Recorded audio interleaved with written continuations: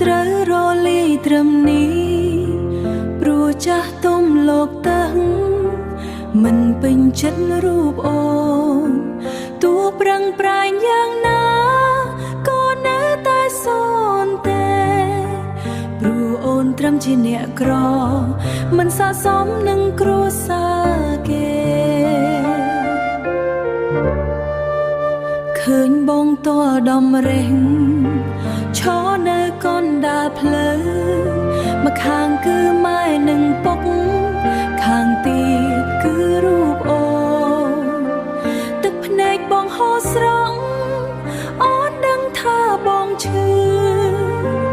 អូនមិនចង់ឃើញមនុស្សដែលអូនស្រឡាញ់រងទុក្ខភៀមក៏ដេញយូត្រូវតែធំជាងស្នេហាទោះបេះដូងប្រេះឆាក៏ត្រូវតែបងខំចិត្តកុំបន្តរឹងរូសនាំឲ្យគ្រួសារបែកបាក់ផ្លូវយើងទាំងពីរត្រូវបញ្ចប់ត្រឹមនេះហើយ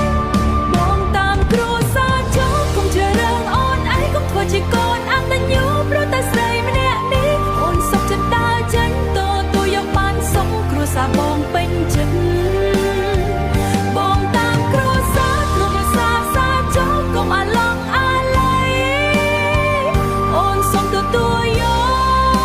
កឈ្មោះជាអ្នកចាមនុស្សស្រីដែលគេរៀបចំច្បាំងជាល្អស័ក្តិសមនាងមានទាំងកេតយូដែលមានត្រឹមតែបេះដូងស្នេហ៍ស្មោះយ៉ាងណា